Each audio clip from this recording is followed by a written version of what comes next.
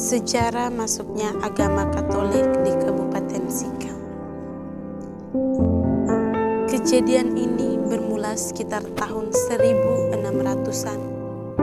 Seorang keturunan dari Raja Sika bernama Moang Alesu bertemu dengan putra dari Raja Worila dari Malaka bernama Agustinus Dagama.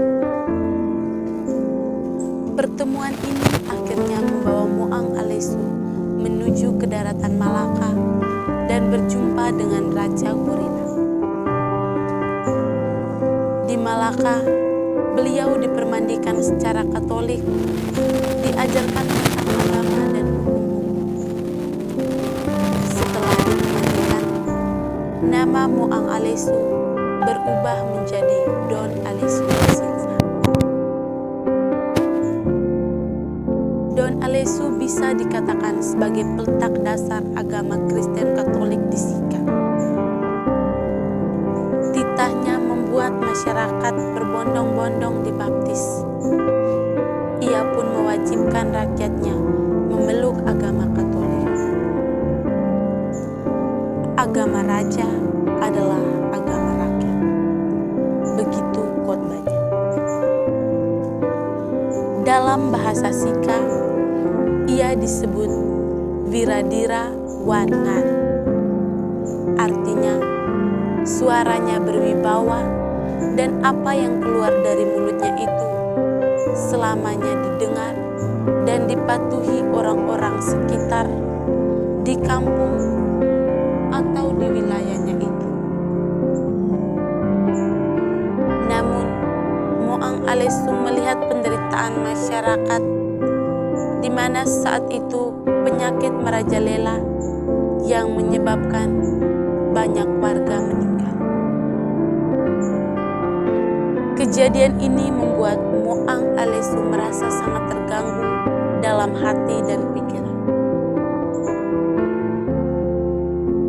Dia mempunyai suatu pikiran ingin mencari tempat atau wilayah yang tidak ada penderitaan atau kematian. Ini yang membuat Moang Alesu mencari sebuah tanah yang dalam bahasa Sika dikatakan tanah Morentadi atau tanah kehidupan kekal.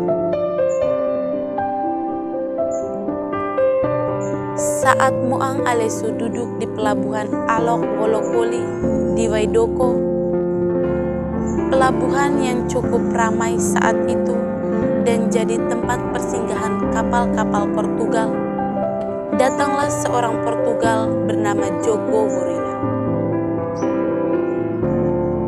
Jogo Worila bertanya kepada Moang Alesu, "Apa maksudnya kamu duduk di sini dan apa yang engkau inginkan?" Moang Alesu lalu menceritakan semua keinginannya.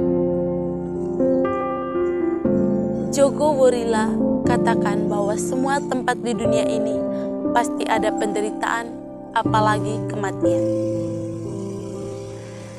Tapi kalau kamu mau ikut saya ke tanah Malaka, di sana kamu akan mengetahui tanah yang kamu impikan itu.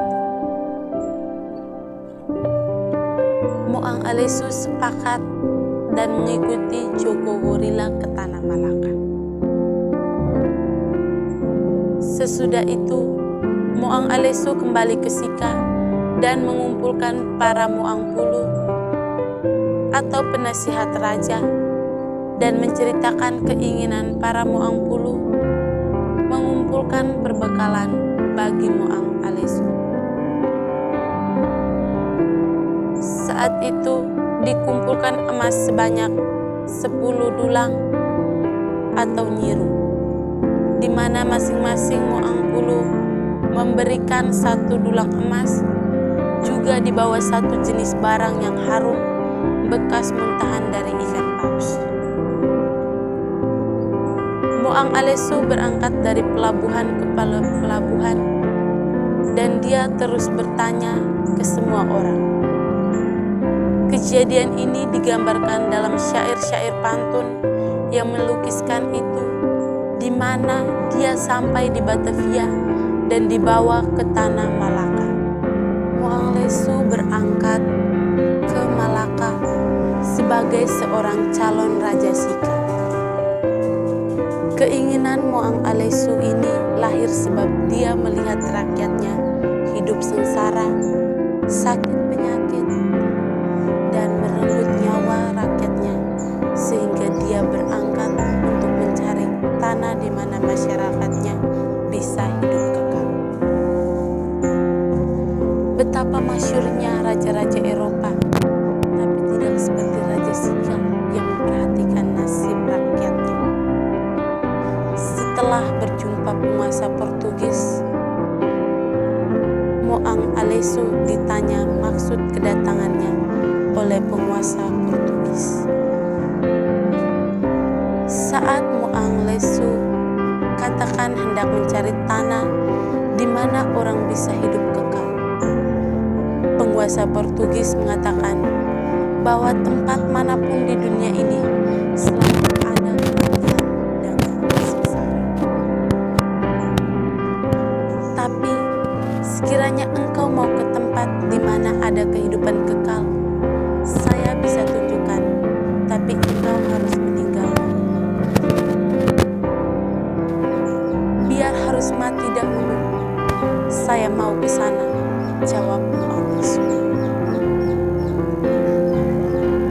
Tapi untuk itu, engkau harus belajar agama Katolik, masuk agama Katolik.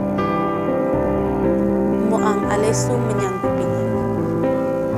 Akhirnya, Moang Alesu belajar agama Katolik dan menetap di Malaka selama 5 tahun. Dia belajar banyak sekali pemerintahan, kebudayaan, tarian, dan bahasa Portugis selain agama. Dikarenakan Moang Alesu orang yang berpengaruh dan berwibawa, maka Moang Alesu dinobatkan sebagai raja dan diberikan semua regalia kerajaan dan diikut sertakan bersama dia untuk kembali ke Sika, seorang Portugal yang bernama Agostinho Rosario da Gama. Sepulang dari Malaka, mereka mulai menyebarkan agama Katolik dan dipermandikan oleh da Gama.